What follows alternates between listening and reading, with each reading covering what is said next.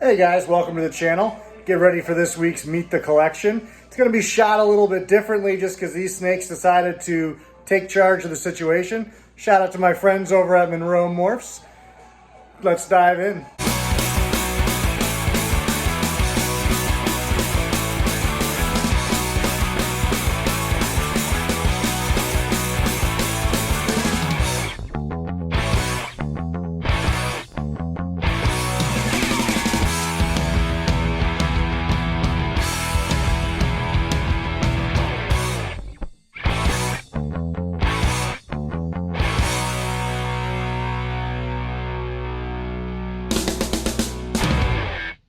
Hey guys, welcome to this week's Meet the Collection. So this girl is going to be in the video briefly, but she's not actually the subject. The snake who might come into the frame here is actually going to be the subject of this one. These guys are paired up right now, but he's not quite breeding yet. But we're going to grab her out first, and hopefully he doesn't fall like a stooge here. So you've met this girl before, my girl from Matt Minatola here that I really like.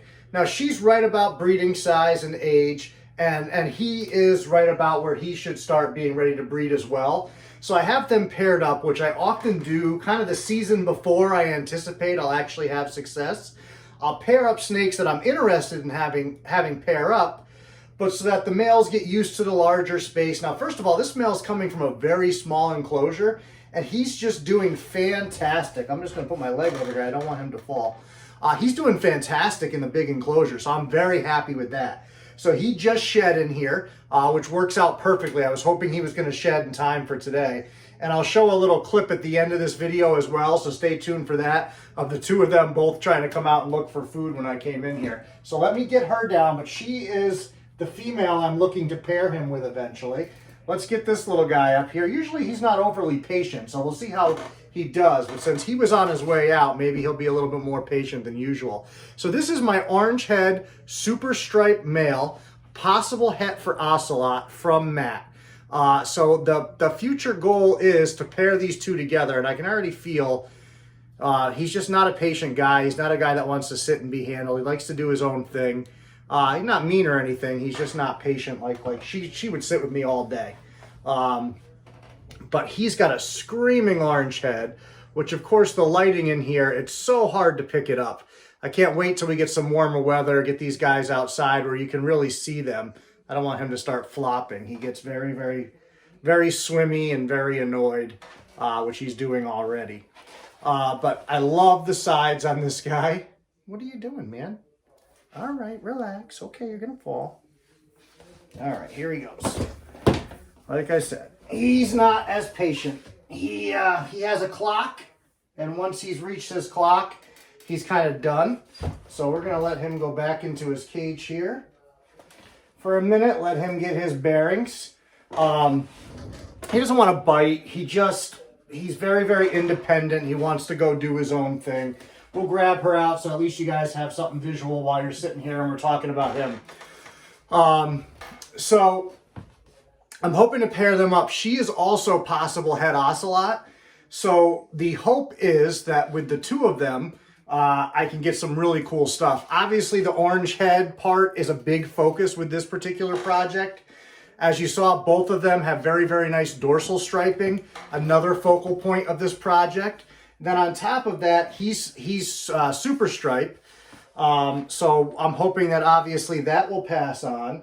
And then maybe we hit on the possible het ocelot as well. So there's a lot of opportunity to create some really cool things. And I just love her color, as I've mentioned in the past. She was on, I think I had her out in the live stream last week or the week before or whatever. Plus she's been on Meet the Collection recently. We'll see if we can drag dude out in a second there for another minute. Once he maybe comes out on his own. He just, like I said, he's never ever going to just sit in my lap like most of my other snakes do for the video.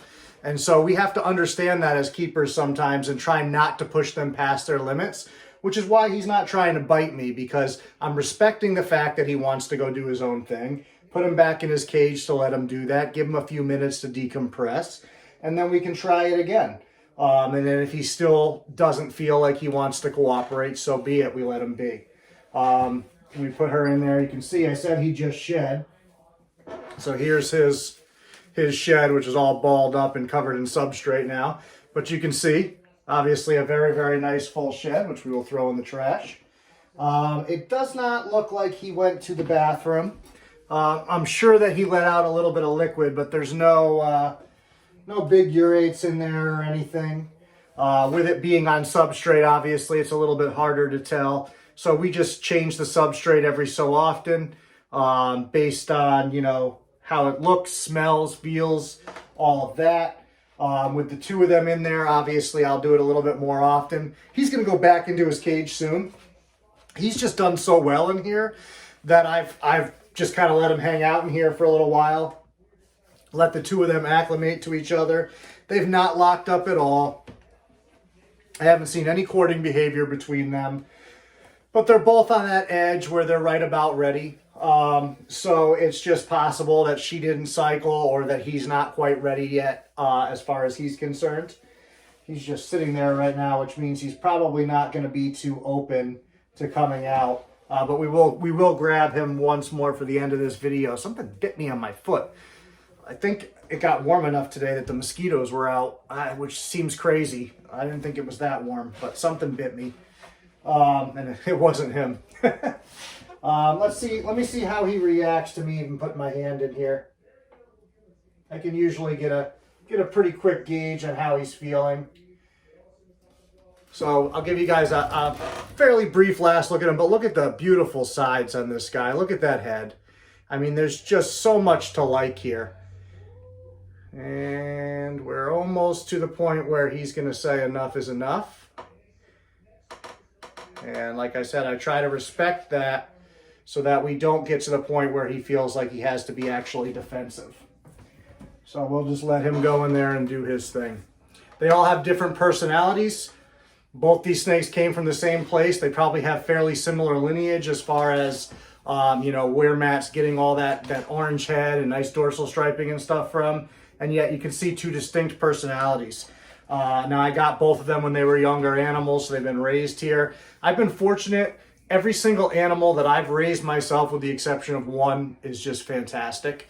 My T-positive ivory female blood python is the only snake I have that's really not really a fan of being handled. And part of that is my fault. You know, when she was younger, she was kind of about it, and I just kind of left her be, and I didn't really work with her at all. Didn't really do any trust building with her. So now I'm going to have to do that at some point to at least get her to a point where she'll tolerate, you know, a little bit of interaction and things like that. You know, like this guy is fine. You know, he lets me know when he's had enough. I can feel it in his body. He'll get tense or he'll move a certain way, just the way he starts to hold himself, so I know it's coming. And I held him a little bit longer than I normally would if it was a normal handling situation, to try to give you guys a little bit more of a look at him, which is why you saw him start to swim and flop and that stuff. But he's not bad. He's not violent about it. You know, like my ocelot male that I sold to Jeremy there, he was terrible about it. It was instant. He'd flop, but he was also throwing teeth around and biting and all that kind of stuff.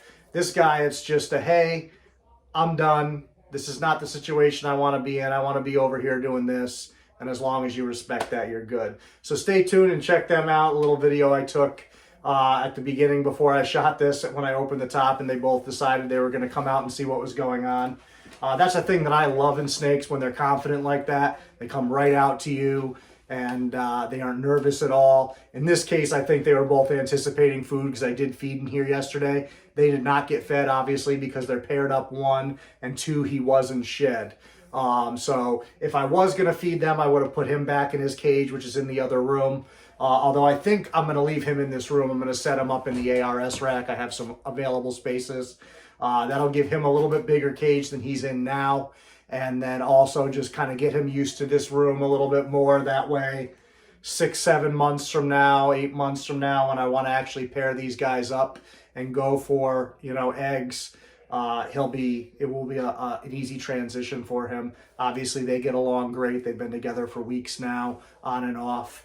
So I'm very, very much looking forward to it. So thanks for checking it out, and make sure you hit those comments, the like button, make sure you're subscribed. And make sure your notifications are turned on. We do a lot of live videos here. We do some cool stuff with the live videos. If that's not on, you're not going to see my community post letting you know when I'm going to go live, and then you're not going to see the live video either. So thank you guys. We'll see you later. Can I help you too? I want to film him tonight for a video, but I was going to use you for the introduction. But I think because I fed yesterday, you guys are both under the impression that that's what I'm in here for. And that would be a lie.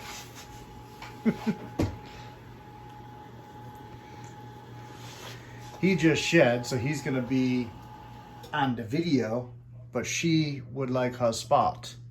I opened this top, they both started coming out. I'm like, damn, guys, patience, patience.